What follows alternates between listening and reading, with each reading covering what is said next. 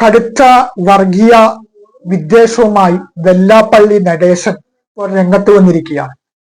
മുസ്ലിം വിരോധം, അതായത് നാട്ടിൽ കലാപങ്ങൾ ഉണ്ടാക്കുക, ഹിന്ദു മുസ്ലിം സംഘടനകൾ ഉണ്ടാക്കുക എന്ന ലക്ഷ്യം മാത്രം മുൻനിർത്തിയിട്ട് ആണ് ഇപ്പൊ വെല്ലാപ്പള്ളി നടേശൻ ഇങ്ങനെയുള്ള ഒരു പ്രസ്താവന ഇറക്കിയിട്ടുണ്ട്.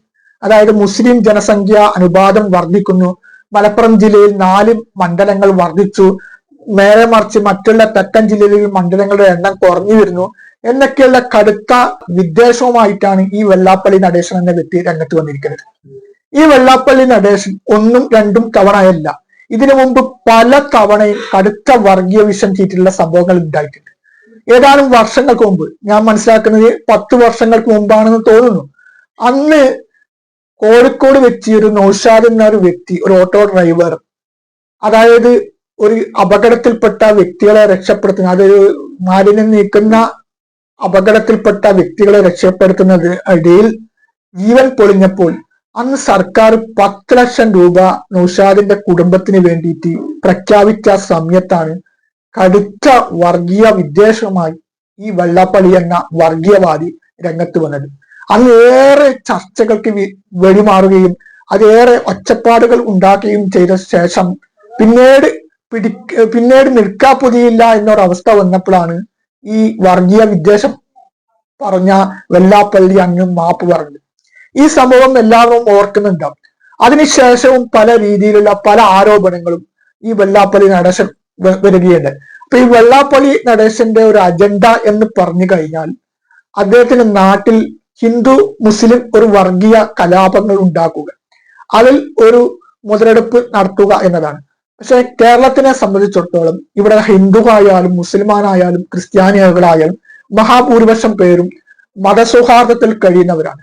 പിന്നെ എല്ലാ മതവിഭാഗങ്ങളിലും ഒറ്റപ്പെട്ടുള്ള തീവ്ര ചിന്താഗതി ഉള്ളവരുണ്ടെങ്കിൽ തന്നെ മഹാഭൂരിപക്ഷം പേരും ഈ മതസൗഹാർദ്ദത്തോടുകൂടിയും സമാധാനത്തോടു കൂടിയും ജീവിക്കാൻ ആഗ്രഹിക്കുന്നവരും.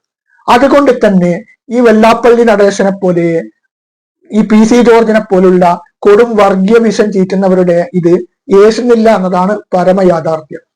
ഇവിടെ ഈ വെല്ലാപ്പള്ളി നടേശനും അതുപോലെ തന്നെ PC ജോർജും ഒക്കെ ഇത്രക്കും കടുത്ത രീതിയിലുള്ള വർഗീയ വിദ്വേഷം പറഞ്ഞിട്ടും നമ്മുടെ നിയമം, നമ്മുടെ അധികാരികൾ എന്തുകൊണ്ട് നടപടി എടുക്കുന്നില്ല എന്നതും നമ്മൾ ചിന്തിക്കേണ്ട ഒരു കാര്യമാണ്. ഇവിടെ ഞാൻ പറയുന്നതെന്ന് ഒരിക്കലും വിചാരിക്കാൻ പാടില്ല. തലയിൽ തൊപ്പിവെച്ച ഒരു വ്യക്തിയാണ് ഇങ്ങനെയുള്ള ഒരു വർഗീയ വിദ്വേഷമായി വന്നിട്ടുണ്ടെങ്കിൽ തീർച്ചയായിട്ടും അവരെ നിയമപരമായിട്ട് അകത്തിടുന്ന ഒരു സംവിധാനം ഇവിടെ ഉണ്ടാകുമായിരുന്നു. പക്ഷെ ഒരിക്കലും തന്നെ ഏത് മതവിഭാഗങ്ങളിൽ പെടുന്നവരായാലും ശരി, നമ്മുടെ നാട്ടിലെ സമാധാനം കെടുത്തുന്ന, നമ്മുടെ നാട്ടിലെ സൗഹാർദ്ദം ഇല്ലാതാക്കുന്ന രീതിയിലുള്ള പ്രസ്താവനകൾ നടത്താൻ പാടില്ല എന്നതാണ്. ഇവിടെ ഈ വെല്ലാപ്പള്ളിയെ പോലുള്ള മദ്യ വ്യവസായികൾ, അതായത് ജാതി ചോദിക്കാൻ പാടില്ല, മതം ഏതായാലും മനുഷ്യർ നന്നായ മതി എന്നുള്ള തത്വത്തിൽ ജീവിച്ച മഹാനായ ശ്രീ നാരായണ ഗുരുവിന്റെ നാമധേയത്തിൽ പ്രവർത്തിക്കുന്ന ഇതിന്റെ സെക്രട്ടറി എന്ന് പറയുമ്പോൾ അതിശയം തോന്നുന്നു. ഇതുപോലെയുള്ള വർഗീയവാദികൾ നമ്മളെ നാട്ടിലുള്ള കാലത്തോളം തീർച്ചയായിട്ടും നമ്മളെ നാട് ഒരു അപകടാവസ്ഥയിലേക്കാണ് ചെന്നപ്പെടുക. ഇവിടെ ജനസംഖ്യയുടെ അനുപാതം മുസ്ലിങ്ങൾക്കിടയിൽ വർദ്ധിക്കുന്നുണ്ടെങ്കിൽ തന്നെ അത് മുസ്ലിങ്ങളുടെ കഴിവായിട്ട് വെല്ലാപ്പള്ളി നടേശൻ കാണണമെന്നാണ്.